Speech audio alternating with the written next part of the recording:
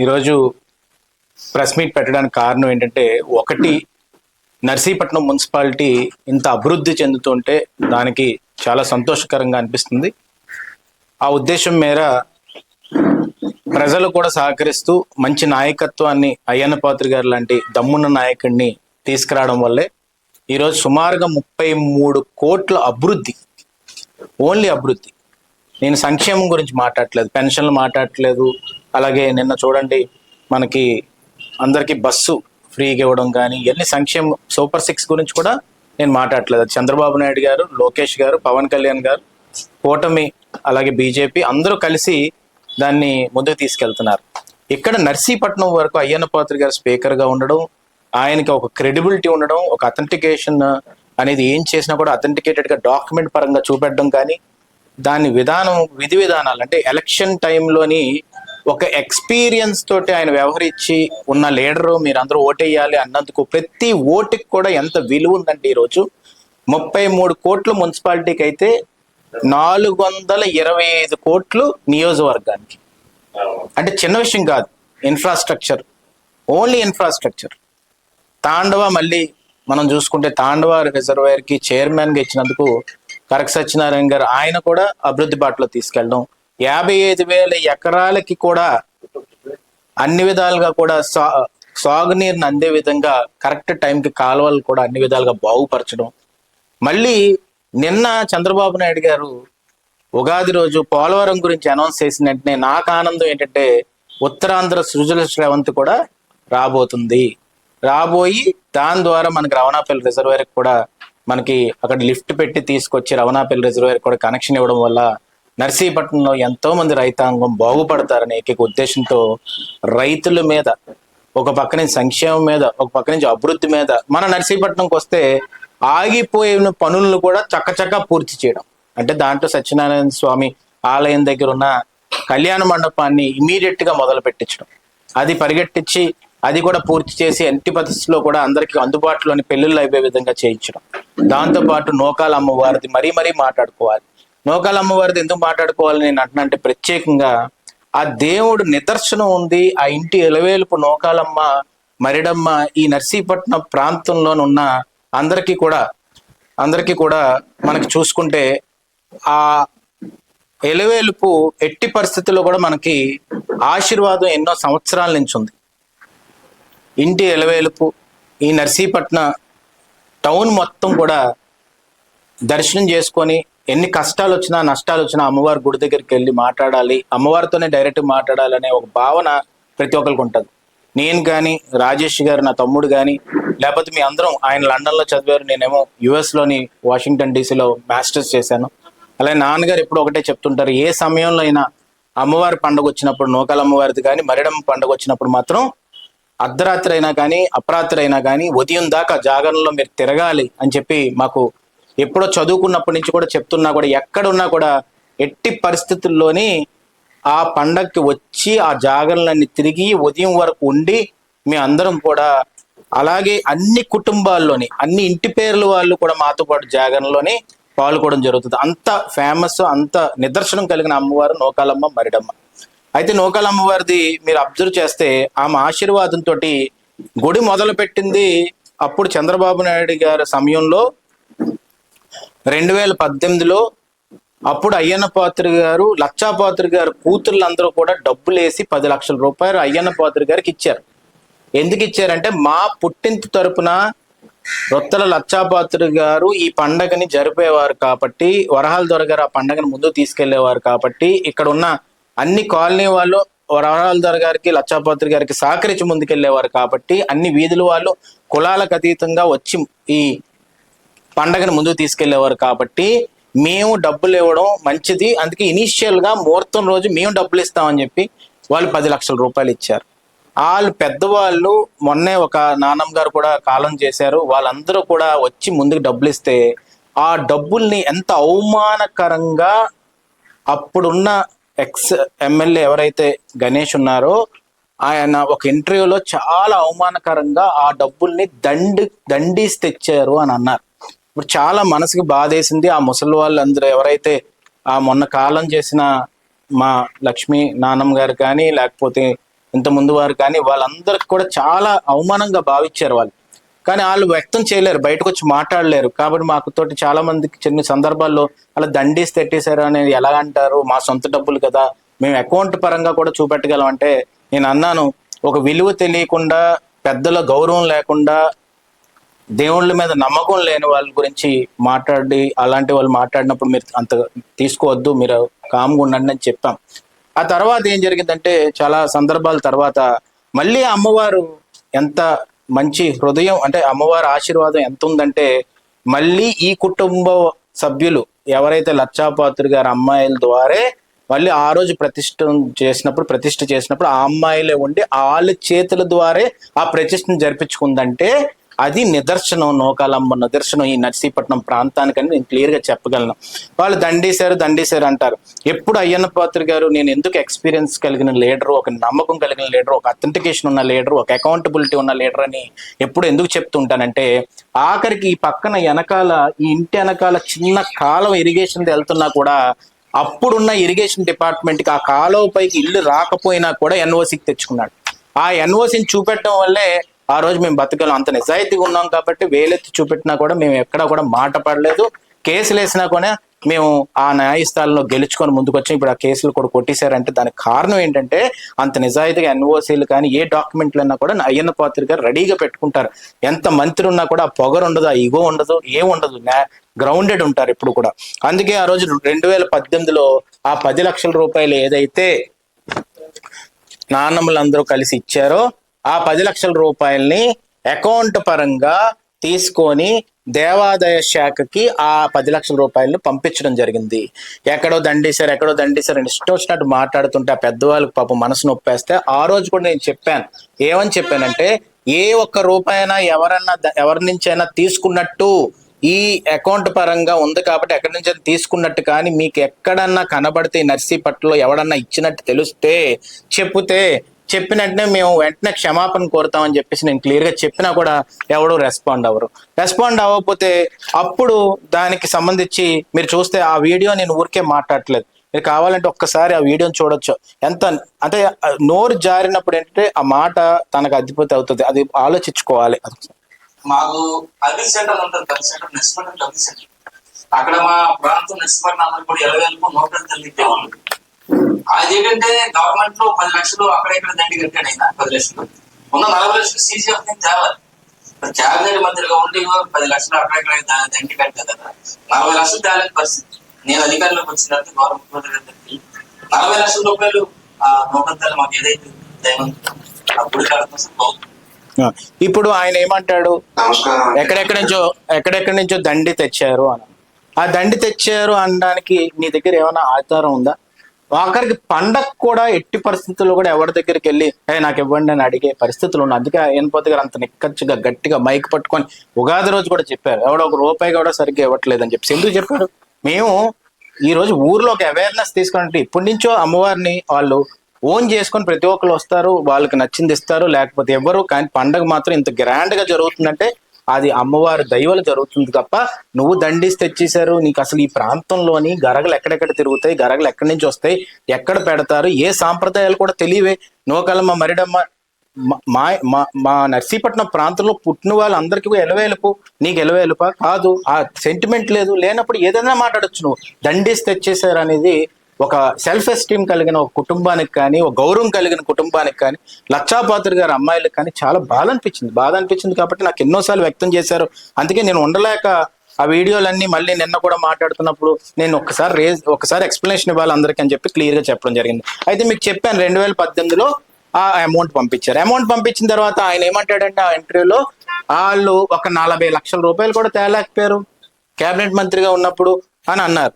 అన్నట్టునే నేను ఇక్కడ చూస్తే క్లియర్ గా మీరు చూడండి, ఇది ఎవరు తీసుకొచ్చారండి? అయ్యన్న పాత్రి గారు తీసుకొచ్చారు. ఎప్పుడు తీసుకొచ్చారు? మనకు సుమారుగా చూస్తే వాళ్ళకి ఆ రోజు రీకన్స్ట్రక్షన్ ఆఫ్ టెంపుల్ కోసం తీసుకొచ్చిన తర్వాత మనకి ఎట్టి పరిస్థితుల్లోని ఆ రోజు తీసుకొచ్చి మొత్తం శాంక్షన్ చేశారు. శాంక్షన్ చేసిన తర్వాత మనం చూస్తే క్లియర్గా అది 2018-19 కాను 10/9/2015 technical sanction is here by accorded for the following works. అప్పుల్లో సుబ్బారావు గారని సూపరింటెండెంట్ ఇంజనీర్ గారు ఆ రోజు dated 23/1/2019 of the commissioner endowments department AP Amaravati. ఈ పేపర్ కూడా మీకు ఇస్తాను.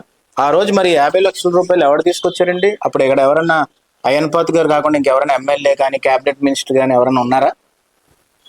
మరి ఈ డబ్బులు తీసుకొస్తే ఈ డబ్బులు నువ్వు తెచ్చుకోలేక అలా ఉంచి ఆ టైంలో మళ్ళీ ఆ శాంక్షన్ చేయించాను అంటున్నావే, అది ఎంత పెద్ద శుద్ధ అబద్ధం. అమ్మవారి దగ్గర కానీ స్వామివారి దగ్గర కానీ టెంపుల్స్ దగ్గర కానీ నోరు జారినప్పుడు అబద్ధాలు చెప్తే పుట్టుకథలు ఉండవని చెప్పి నేను క్లియర్గా నేను ప్రజలందరికీ నేను చెప్తున్నాను. అందరికీ, నాకు కూడా. అమ్మవారి దగ్గర గుడుల దగ్గర మనం అబద్ధాలు ఆడకూడదు. అబద్ధాలు ఆడితే ఇంకేమైనా ఉందా? ఏం జరుగుతుందో తెలియదు మీ అందరికీ. నేను ఒకటే చెప్తున్నాను ఏంటంటే, ఆ రోజు శాంక్షన్ చేయించిన లెటర్ ఉంది, ఆర్డర్స్ ఇష్యూ చేశారు, అన్నీ కూడా క్లియర్గా ఉంటే మీరేమో ఎక్కడ తీసుకొచ్చాడు నేను తీసుకొచ్చాను. సరే, మీరు తీసుకొచ్చారు. తీసుకొచ్చిన తర్వాత అమ్మవారి విగ్రహం ఎంత ఉండాలి? అసలు నూకాలం విగ్రహం అంటే గంభీరంగా పెద్దగా రోడ్డు మీద కనబడేలా ఉండాలి, ఒక కళతో ఉండాలి. నీకు అసలు ఎలా ఉండాలి, ఆ పరిమితులు ఏంటి, వాళ్ళు తీసుకొచ్చి చూపెట్టడం కానీ, ఒక ఎక్స్పర్ట్స్ ఉంటారు, ప్రీస్ట్స్ ఉంటారు, వాళ్ళు తెచ్చి చూపెట్టడం కానీ ఏదో రోజు చేశారు మీరు? ఆ అమ్మవారి విగ్రహాన్ని ఇష్టం వచ్చినట్టు ఆర్డర్ ఇచ్చేసి ఎక్కడికో వెళ్ళిపోయి ఈ శాంక్షన్ చేయించాను నాకు 10 లక్షలు ఇవ్వండి అని చెప్పి సీఎంఆర్ దగ్గర నుంచి 10 లక్షలు తీసుకున్నారు. ఆ సీఎంఆర్ దగ్గర నుంచి వచ్చిన 10 లక్షలని ఒకసారి ఏమంటారండి, 10 లక్షలు ఖర్చు పెట్టాము అని అంటారు. ఒకసారి ఏమంటున్నారండి, అది క్లియర్గా మీరు చూడాలి. ఆ 10 లక్షలు కూడా క్లియర్గా అక్కడ మనకి ఏమని చెప్తారంటే, అప్పుడున్న నూకాలమ్మ చైర్మన్ తీసుకున్నాడని చెప్తారు. అంటే అండి, ఒక్కసారి మీకు గుర్తుపెట్టుకోవాల్సింది ఏంటంటే, ఇక్కడ లీడర్గా కూడా నువ్వు ఫెయిల్ అయిపోయావు. ఎందుకు లీడర్గా ఫెయిల్ అయిపోయావు నేను చెప్తున్నానంటే, నీ కార్యకర్త కానీ నీ లీడర్ కానీ నువ్వు పదవి ఇప్పించినోడు కానీ వాడి మీద ఎప్పుడు కూడా వాడు తప్పు చేసాడని తోసేయకూడదు. ఈరోజు మా చైర్మన్ ఉన్నారు, నూకాలమ్మ చైర్మన్ శ్రీని గారు ఉన్నారు. ఆయనకు ఒక బాధ్యత తప్పు చెప్పాం. ఆయన ఆ ఉత్సవ విగ్రహాన్ని కూడా ఆయన నెత్తి మీదే మోసుకొని నడిచాడు. అంతేగాని ఆ ఉత్సవ విగ్రహాన్ని మాకు ఇచ్చేసేయండి చైర్మన్ గారు, మేము కుటుంబ పాలన చేస్తున్నాం, మాకు ఇచ్చేసేయండి అని మేము అడగల. ఆయన చైర్మన్ గా ఒక బాధ్యత తప్పు చెప్పినట్టు ఆ బాధ్యతని ఆయన నెరవేర్చి, బాబు నేను ఉదయం జాగరణ అయ్యేదాకా నడుస్తాను, డప్పులు కొట్టిస్తాను, నేను ఉత్సవ విగ్రహాన్ని మోస్తాను, నేను అక్కడ గుడి దగ్గర ఆఖరికి స్వీపర్ తప్పు చేసినా అది నా బాధ్యత అని తీసుకున్నారు చూసారా. అలాంటి వ్యక్తికి మేము చైర్మన్ గా సెలెక్ట్ చేసి అథెంటికేటెడ్ గా ఒక మనిషి అమ్మవారి మీద ఎంత భక్తి అవుతుందో ఆ భక్తితో వ్యవహరించే విధంగా మేము అలాంటి వ్యక్తిని సెలెక్ట్ చేసుకున్నాం. తిన తప్పు చేస్తే నేను, మా నాన్నగారు, మా కుటుంబం, మా తమ్ముడు అందరూ తప్పు చేసినట్టే. తిన తప్పు చేసాడని చెప్పేసి తిన రోడ్డు మీద పెట్టేసి ఆ సీన్ తప్పండి, సీన్ని ఉరి తీసేసేయండి అని మేము ఎప్పుడు అనము. మా కార్యకర్త కానీ మా నాయకుడు కానీ మేము సెలెక్ట్ చేసి తన నాయకత్వం అని చెప్తే ఆ నాయకత్వం ఏమన్నా తప్పు చేసిందంటే ఆ తప్పు మేము కూడా చేసినట్టే అని చెప్పి అయ్యన్న పాత్ర గారు అందరి ముందు క్షమాపణ చెప్తారు. అంతేగాని నీలాగా ఇలా తప్పించుకోరు. ఇప్పుడు ఆ వీడియో చూడండి ఏమన్నారు. అది ఒక 10 లక్షల గురించి ఆయన మాట్లాడతాడు. ఏదో అయ్యన్న పాత్ర అంటాడు మేమేదో దోపిడీ చేసినట్టుగా. ఇప్పటికే 4-5 సార్లు విమర్శలు చేశాడు, ఈ 10 లక్షలు ఏమైంది 10 లక్షలు ఏమైందని. ఇప్పటికే ఆ 10 లక్షల గురించి గతంలోనే ఏదైతే ఆ గుడి చైర్మన్ మనం వేసామో మా ఆధ్వర్యంలో దరిమిరెడ్డి రావు ఆయన ఏం చేశాడంటే సీఎంఆర్ గారి అబ్జెక్ట్ సీఎంఆర్ గారిని ఇన్వైట్ చేసాం మేమే. సరే ఇక్కడ 40 లక్షలు 10 లక్షలు పెట్టేది 40 లక్షలతో మేము పెట్టాం, పూర్తయింది, ఇంకా కావాల్సి మీ తాలూకా సహకారం మాకు కావాలంటే 10 లక్షల రూపాయలు వెంటనే శాంక్షన్ చేశారు. శాంక్షన్ చేశారంటే ఆయన దఫదఫాలుగా ఎవరైతే మీ చైర్మన్ దరిమిరెడ్డి నాగన్నామో ఆయనకి దఫదఫాలుగా ఆ తాలూకా పేరు ఎవరైతే ఉన్నారో మురళీమోహన్ గారు లక్ష ఒకసారి అలాగా 9 లక్షలు 9 వారాలుగా ఎవరైతే చైర్మన్ దరిమిరెడ్డి నాగ్ వేసో దరిమిరెడ్డి నాగ్ 9 లక్షల రూపాయలు ఇచ్చారు. ప్రతిదీ కూడా సంతకాలు చేశారు. 9 లక్షలు కూడా ఆయన పట్టుకెళ్ళారు. అయితే మేము ఏంటంటే ఈ 9 లక్షల గురించి గతంలో 4-5 సార్లు ఆయన చెప్పినప్పుడు చైర్మన్ చెప్పాం, ఆయన 9 లక్షలు ఏం చేసావు అడుగుతారు. ఆయన నువ్వు తీసుకెళ్ళావు కనుక దాని మీద వివరణ ఇవ్వాలి, నువ్వు ఏం కట్టావు ఏం చేసావు చెప్పా అంటే ఆయన ఎప్పుడు కూడా ఏనాడు కూడా పత్రిక ప్రకటన చేయని పత్రిక ముఖం చెప్పను. ఈ నేను బురదోలుతాను. ఇప్పుడు క్లియర్ కట్ గా నాయకత్వ విలువల్ని కానీ విఫలం అయిపోయావు అనేది ఈ వీడియోతో అర్థమైపోవట్లేదు నర్సీపట్నం జనానికి. అంటే నువ్వు సెలెక్ట్ చేసి నువ్వు ఒక వ్యక్తిని నూకాలమ్మ చైర్మన్ కింద పెడితే ఆ వ్యక్తి ఆ 9 లక్షలు ఏం చేశాడో నాకు తెలీదు. అందుకు ఆ 9 లక్షల గురించి నేను ప్రెస్ మీట్, అంటే 9 కాదు 10 అన్నారు, ఆ 10 లక్షలు అని చెప్పాలి కదా. పోనీ ఆ 9 లక్షల గురించి ఏదో చెప్తున్నారు అకౌంట్ పరంగా. ఆ 9 లక్షలు ఏం చేశాడో నాకు తెలీదు. ఆ 9 లక్షల గురించి నేను ప్రెస్ మీట్ పెట్టమని అడుక్కుంటుంటే పెట్టట్లేదంట. అంటే నీ దగ్గర ఒక నాయకత్వాన్ని సెలెక్ట్ చేసి చైర్మన్ గా పెట్టిన వ్యక్తి నువ్వు వచ్చి ప్రెస్ మీట్ పెట్టంటే ఎందుకు పెట్టట్లేదు, ఎందుకు దాక్కుంటున్నాడు? దాంట్లో నీకు భాగం ఇచ్చాడా? నిజంగా నీ స్థానంలో నేను ఉంటే నేనేం చెప్తానంటే, తనని నేను పెట్టాను, తను ఏదైనా తప్పు చేస్తుంటే నేను చేసినట్టే కాబట్టి 10 లక్షలు నేనే ఇచ్చేస్తున్నానని ఇచ్చేస్తారు. కానీ ఆ 10 లక్షలు వదులుకోకూడదు. ఒక పక్క నుంచి మీ నాయకుడు, ఎవరైతే నాయకుడు అని అంటున్నారు, నాయకులే కాదు వాళ్ళు తీసుకొచ్చి కూర్చోబెట్టి వాళ్ళ మీద తోసేసి, అంటే ఇప్పుడు అర్థం ఏంటంటే, నీ మాట అర్థం ఇది నా తప్పు కాదు, నీ ఏమైనా అరెస్ట్ చేసేసుకుంటే ఆ నాగుని అరెస్ట్ చేసేసుకోండి, ఆ నాగుని ఏదైనా చేసేసుకోండి, నా దగ్గరికి మాత్రం రావద్దు. అలాంటి నాయకత్వం ఎందుకే నాకు అర్థం కాదు. రిజైన్ చేసి వెళ్ళిపోకుండా, నిజంగా చెప్తున్నాను, కార్యకర్త తప్పు చేస్తే కార్యకర్త నావాడు అని అనేవాడు నాయకుడు. నేను పదవి ఇచ్చినోడు తప్పు చేస్తే నేను తప్పు చేసినట్టే అనేవాడు నాయకుడు. గెలిస్తే నా వల్ల గెలిచాను అనకూడదు, మన వల్ల గెలిచామనాలి. ఓడితే నేను ఓడిపోయాను, నా వల్లే ఓడిపోయాను అనాలి. అది నాయకత్వ విలువలంటే. అంతేకాని కార్యకర్త తప్పు చేశాడు, ఆడే తప్పు చేశాడు, ఆడు చూసుకోండి ఒకసారి అంటూ అసలు నేను 10 లక్షలు ఎక్కడ తీసుకున్నాను, తీసుకోలేదంటావు. అందుకే నేను ఏం చెప్తున్నానంటే, నీ మాట మీద నీకు క్లారిటీ లేదు. ఇంకోటి, దేవుళ్ళ జోలికేంటి, ఇదేం బాధ, ఇదేం జబ్బు, ఎప్పుడన్నా ఇదేమైనా ఉందా? అసలు ఈ రాజకీయాల్లోకి ఈ వ్యక్తి వచ్చిన తర్వాతే దేవుళ్ళ మీద ఇవన్నీ జరుగుతున్నాయి. ఎందుకు జరుగుతున్నాయి? ముందెందుకు జరగలా? ముందు చాలా మంది ఎమ్మెల్యేలు అయ్యారు, ఎందుకు జరగట్లేదు? ఎందుకు నువ్వు ఎమ్మెల్యే అయిన తర్వాతే 5 సంవత్సరాల్లో ఇన్ని జరిగాయి? వినాయకుడి కోయిల్ దగ్గర అన్నదానం ఎందుకు ఆగాలి? ఎండోమెంట్స్ కి ఎందుకు ఇవ్వాలి? వినాయకుడి కోయిల్ ఎందుకు ఇవ్వాలంటే ఎండోమెంట్స్ కి? ఎందుకు మరిడమ్మ కోయిల్ దగ్గరికి ఎండోమెంట్స్ వాళ్ళు వచ్చి నోటీసులు అంటించాలి? ఎందుకు నూకాలమ్మ గుడి దగ్గర 10 లక్షలు తీసుకొని దండేయాలి? ఎందుకు దుర్గమ్మ కోయిల్ దగ్గరికి వచ్చి అప్పుడు దాకా ఎండోమెంట్స్ లో కలిపేసి ఇవన్నీ చేయాలి? ఎందుకు కోయిల్ మీదకి ఎందుకు వచ్చారు? అసలు దేవుళ్ళతో ఏంటి? నాకు అర్థం కాని విషయం ఏంటంటే, ఈ రోజు నేను ఇంత సీరియస్గా ఎందుకు తీసుకుంటున్నానంటే, ఒకటి, డబ్బులు ఇచ్చి పెద్దవాళ్ళందరూ డబ్బులు ఇస్తే దాని మీద నువ్వు విమర్శించి దండేశారని చెప్పడం. 2, ఇవన్నీ అయ్యన పాత్ర గారు తేలేపోయారంటే ఇక్కడ క్లియర్ గా జీవో ఉంది. మళ్ళీ ఇప్పుడు ఏం చేసాం మనం? ఆ 10 లక్షల రూపాయలు అయితే మీరు అంటున్నారు, వాళ్ళు అంటున్నారు, ఇష్టం వచ్చినట్టు ఆ 10 లక్షలు ఎక్కడికి వెళ్ళిపోయి, అమ్మవారికి తెలుసు ఎక్కడికి వెళ్ళిపోయావు. తెలిసిన తర్వాత మళ్ళీ మన గవర్నమెంట్ వచ్చిన తర్వాత, అంటే కూటమి గవర్నమెంట్ వచ్చాక మళ్ళీ 10 లక్షలు వేసాం అకౌంట్లో, వేసి మళ్ళీ శాంక్షన్ తీసుకొచ్చాం.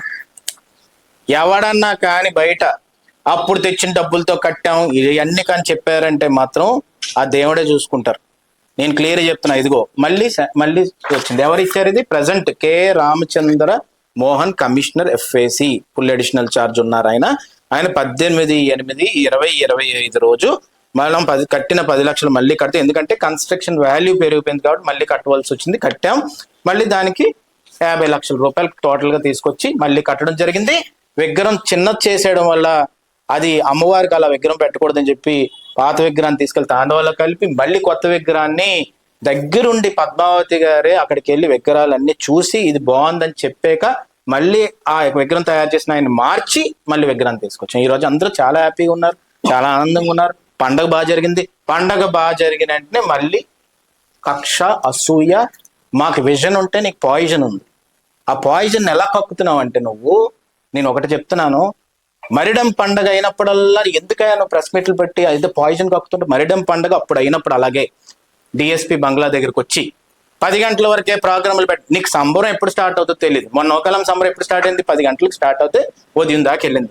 ఆ రోజు కూడా 10 గంటల వరకే ప్రోగ్రాములు పెట్టండి ఎమ్మెల్యేగా ఉన్నప్పుడు నువ్వు స్టేట్మెంట్ ఇవ్వడం. ఆ రోజు రాద్ధాంతం అయిపోయింది. మణికంఠ గారు అని చెప్పి అప్పుడు ASP గారు ఉంటే ఆయన స్టేజ్ దగ్గరికి వచ్చేసి ఆ ప్రోగ్రాంలు ఆపేయండి. ఏంటి ఆ ఎవరి మీద నీకు కక్ష? అదే మరిడం గుడిలోని బంగారు ఎండోమెంట్స్ వాళ్ళు వచ్చి నోటీస్, అవసరమే లేదు అసలు ఎండోమెంట్స్ వాళ్ళు రావడానికి, ఎందుకంటే అంత ఆదాయం లేదు అక్కడ.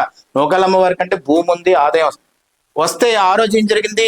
ఆ బంగారం అంతా తీసుకెళ్లి సీజ్ చేశారు. గవర్నమెంట్ వచ్చిన తర్వాత ఆ బంగారం పట్టుకొని వచ్చారు. ఆ బంగారం పట్టుకొని వచ్చిన తర్వాత ఆ అమ్మవారే నిజంగా ఆ రోజు మా చేత పలికించినట్టు అక్కడ ఆ ఎవరైతే గోల్డ్ స్మిత్ ఉంటాడో తను తీసుకొచ్చి ఒకసారి టెస్ట్ చేయించిన ఆలోచన ఎవరికి రాదు. బంగారం వస్తే ఏం చేస్తాం? తీసుకెళ్లి కమిటీ మెంబర్స్ కి ఇచ్చేస్తారు. కానీ ఆలోచన కమిటీ మెంబర్లో ఒకరికి వచ్చింది, వచ్చి వెంటనే బంగారం గోల్డ్ స్మిత్ ని తీసుకొస్తే తను ఏమన్నాడు చూడండి. నమస్కారం అండి, నా పేరు కేదార్నాథ్ అండి. ఆ బుధవారం 21వ తారీఖుని దేవాదాయ శాఖ వాళ్ళ మరిడమ్మ వారి నగలు టెస్ట్ చేయడానికి నన్ను పిలిచారండి. నేను వెళ్ళగా మరిడమ్మ వారి నగలు కొన్ని బంగారంగా ఉన్నాయి. ఒక హారం మాత్రం అది 1 గ్రామ్ గోల్డ్ లో ఉందండి. అది బంగారం కాదు. అది దానితో వెయిట్ ఇంచుమించు 362 గ్రాములు ఉందండి. ఇంకా ఆయన ఏం చెప్పాడంటే న్యూట్రల్ వ్యక్తే కదా, అది బంగారం షాప్ లో చూసి ఏమని చెప్పాడు క్లియర్ గా, అందుకే వీడియో తీశారు. ఎందుకు మళ్ళీ ఆ వీడియో ఎవరెవరో ఏదో అంటారని చెప్పి ఏమని చెప్తున్నాడు క్లియర్ గా, అది బంగారం కాదు అని చెప్తున్నారు. ఆ తర్వాత నాకు తెలిసింది సోచాక, నాకు తెలియదు, మరి మీరు కనుక్కోవాలి. ఆ రోజు ఆ బంగారం తీసుకొచ్చినప్పుడు ఒక ఈవో ఉన్నారంట, దాంట్లో ఆ ఈవో గారు ఇప్పుడు లేరు, కాలం చేస్తారంట. నేను ఏం చెప్తున్నానంటే, నేను ఇది కూడా ఎందుకు చెప్తున్నానంటే, నేను నీకు మంచి కోర చెప్తున్నాను. ఎందుకంటే పూర్వం తెలుగుదేశంలో ఉండేవాడు కాబట్టి నీకు మంచి కోర చెప్తున్నాను. దేవుడి జోళ్ళకి రావద్దండి, వస్తే చాలా పెద్ద ప్రాబ్లం అవుతుందని మరి మీ పెద్దలు చెప్పలేదో ఏటో నాకు తెలియట్లేదు. రెండోది ఏంటంటే, నిన్న ఒక వ్యక్తి బెయిల్ వస్తే ఆ బెయిల్ని ఒక రాజమార్గంలో తీసుకెళ్ళినలాగా పెద్ద నాయకులందరూ వెళ్ళిపోయారు. ఆ వ్యక్తి ఏం చేశాడంటే 1,51,000 రూపాయలు కమ్యూనిటీ హాల్ ఏదో కట్టిస్తానని చెప్పి గ్రామ ప్రజల డబ్బుల్ని వాడేశాడు. వాడేస్తే అదే కేసు మా దగ్గర ఉందనుకోండి, మేము ఏం చేస్తామంటే పిలిచి రిజైన్ చేసేవా నువ్వు ముందు అర్జెంటుగా, గ్రామ పంచాయతీ డబ్బులు వాడేస్తావు నువ్వు, ప్రజలకు ఖర్చు పెట్టవా అని చెప్పి మేము అడుగుతాం. అది నాయకత్వ విలువ అంటే.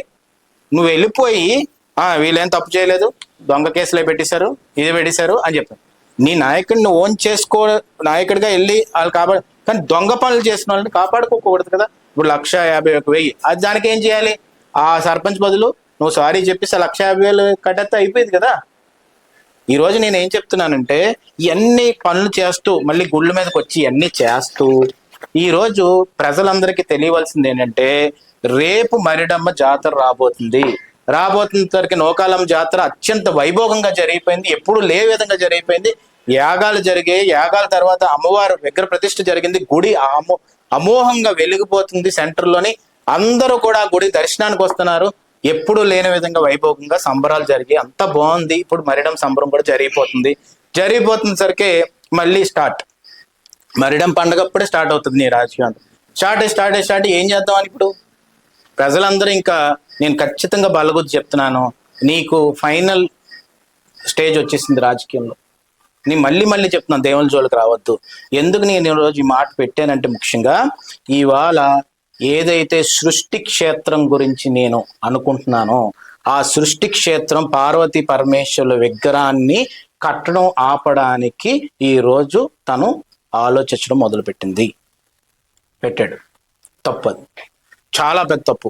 నేను మళ్ళీ చెప్తున్నాను, నా జోలికి వచ్చినా పర్లేదు, అయ్యన్న పాత్రి గారి జోలికి వచ్చినా పర్లేదు, నర్సీపట్నం ప్రజానికం కలకాస్తున్న సృష్టి క్షేత్రం జోలికి వస్తే మాత్రం నర్సీపట్నం ప్రాంతం మొత్తాన్ని కూడా పొడిచినట్టు అవుతుంది. శివుడి జోలికి వస్తే మాత్రం భస్మం అయిపోతావు, నేను చెప్తున్నాను క్లియర్గా. మళ్ళీ చెప్తున్నాను, నువ్వు పాయిజన్ కప్పితే అసలు అక్కడ హాలాహలమే కంఠంలో పెట్టుకుని కూర్చున్న మహా వ్యక్తి ఆ సాంబశివుడు. నేను మళ్ళీ చెప్తున్నా, నాకు చాలా నిదర్శనం పార్వతీ పరమేశ్వరులు అంటే. అందుకే నేను ఒక కలగాశాం, అయ్యన్న పాత్రి గారు ఇది నాకు ఆఖరి ప్రాజెక్టు, రాజకీయాలు చేయొద్దని చెప్పారు. దీంట్లో ఏ రాజకీయం లేదు, కులాలకు అతీతంగా, మతాలకు అతీతంగా, ప్రాంతాలకు అతీతంగా ఇక్కడ పుట్టిన వ్యక్తులుగా నర్సీపట్నం ప్రాంతం దేశవ్యాప్తంగా వెలజిల్లాలని చెప్పి, పేరు వెలగాలని చెప్పి ఏకైక ఉద్దేశంతో ఈ సృష్టి క్షేత్రాన్ని నిర్మించడం జరుగుతుంది. ఈ సృష్టి క్షేత్రం జోలుకు కానీ వస్తే ఆ పరమశివుడే చూసుకుంటాడు అని నేను ఆ రోజు చెప్పాను. నీకు ఎంత చిన్న బ్రెయిన్ ఉందంటే, నేను మళ్ళీ చెప్తున్నాను, ఈ క్షేత్రం గురించి రాజకీయాలకు అతీతంగా వచ్చి సహకరించండి అని చెప్పాక కూడా ఈ రోజు ఆ చెరువు కిందకి సంబంధం లేని రైతుల ద్వారా నువ్వు ఈరోజు రిప్రజెంటేషన్ తీసుకున్నావంటే, దాంట్లో కూడా రిజర్వేయర్ల పైన, చిన్న కాలువల పైన ఇల్లులు కట్టుకుని అక్రమ రైతులు, వాళ్ళు జెన్యూన్ రైతులు కూడా కాదు, వాళ్ళు రైతులే కాదు, వాళ్ళు జెన్యూన్ వ్యక్తులు కాదు. దాంట్లో ఒకళ్ళు ఇసుక స్కామ్ చేసి రవణాపల్లి రిజర్వేయర్ కాదు, కాలువ పైన ఇల్లు కట్టుకున్న వ్యక్తి. ఇంకో వ్యక్తి అదే రవణాపల్లి కాలువపైన ఇల్లు కట్టుకున్న వ్యక్తి, ఇంకో వ్యక్తి అక్రమంగా సరుగుడు తోటను నాటిన వ్యక్తి, ఇంకో వ్యక్తి డీపట్టా భూములు ఎంజాయ్ చేస్తున్న వ్యక్తి. అలాంటి వ్యక్తులను తీసుకొచ్చి నువ్వు రిప్రజెంటేషన్ ఇప్పించుకొని కోర్టుకెళ్ళి ఈ సృష్టి క్షేత్రంలో ఉన్న పార్వతీ పరమేశ్వరుల విగ్రహాన్ని ఆపాలనుకున్నావంటే, నర్సీపట్నం మొత్తం ప్రాంతం కళను ఆపాలనుకున్నావంటే, నర్సీపట్నంలో ఉన్న ప్రజలందరూ ఏదైతే కోరుకుంటున్నారో ఈ రోజు టౌన్ లో ప్రతి ఒక్కరు కూడా ఈ సృష్టి క్షేత్రం ఎలా రాబోతుంది, ఈ సృష్టి క్షేత్రంలో పార్వతీ పరమేశ్వరుల విగ్రహం ఎలా ఉండబోతుందంట, 108 అడుగులు పైన ఉండబోతుందంట, ఈ ప్రపంచంలో ఎక్కడా లేని విధంగా ఉండబోతుందంట అని ఒక కళతో ముందుకెళ్తున్న సృష్టి క్షేత్రాన్ని ఆపాలనే ఆలోచన కూడా కించిత్తైనా వస్తే మాత్రం నీ ఎండ్. నేను చెప్తున్నాను, రాజకీయ పరంగా నువ్వు ఎండ్. నర్సీపట్నం ప్రాంతం గురించి నీకు ప్రేమ లేదని ఫస్ట్ నుంచి చెప్తున్నాను. ఎందుకంటే ఈ గడ్డ మీద నీకు ప్రేమ లేదు అని నేను ఖచ్చితంగా చెప్తున్నాను. బాపిరాజు కొత్తపల్లి నుంచి వచ్చి నర్సీపట్నంలో ఉన్నప్పటికీ కూడా నర్సీపట్నం పండగల గురించి తెలియదు, అమ్మవార్ల గురించి తెలియదు, నర్సీపట్నం ప్రజానికం ఆలోచనల గురించి తెలియదు, వాళ్ళ విధి విధానాల గురించి తెలియదు అని నేను ఫస్ట్ నుంచి చెప్తున్నాను. నువ్వు ఇప్పుడు ప్రూవ్ చేసావు. నేనైతే ఇది ఎక్స్పెక్ట్ చేయలేదు నీ దగ్గర.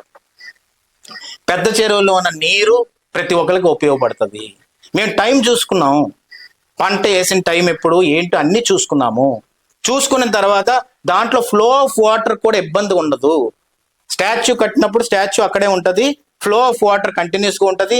పక్కన ఉన్న చెక్ డ్యాములు కూడా ఎక్కడ కూడా ఒక్క గుణపం పడింది ఎక్కడన్నా, ఎక్కడ ఏం అవ్వదు. వచ్చిన ఫ్లో ఆఫ్ వాటర్ వస్తుంది.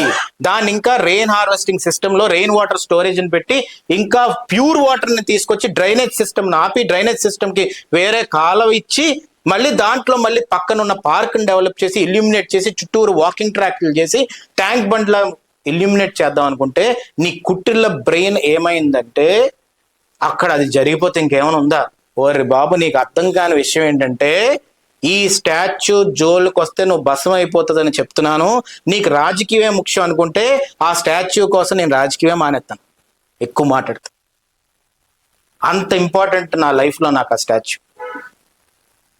నువ్వు పదవి కోసం అనుకుంటున్నావు, ఇది పదవి కాదు, ఇది రాజకీయం కాదు, ఇది ఎలక్షన్స్ కాదు, ఇది నాకు కాదు నీకు కాదు. ఈ నర్సీపట్నంలో పుట్టినందుకు మేము కృతజ్ఞతగా నర్సీపట్నం ప్రజానికం ఎవరైతే ఇక్కడ పుట్టారో వాళ్ళందరం కూడా కలిసి చేస్తున్న ఈ సృష్టి క్షేత్రాన్ని నువ్వు ఆపాలన్న ఆలోచన ఈరోజు మొదలు పెట్టావు అనేది నాకు చిన్న తెలిసిన వెంటనే నేను అలా రియాక్షన్ ఇచ్చానంటే నా ప్రాణం పెట్టేస్తా దానికి. నేను మొత్తం ఇక్కడే కూర్చుంటా, కావాల్సి కూర్చొని ప్రాణం పెట్టేసి మరి కూర్చుంటాను. ఎందుకంటే నాకు పార్వతీ పరమేశ్వరులు అంటే అంత నమ్మకం, అంత భయం, భక్తి అన్నీ ఉన్నాయి.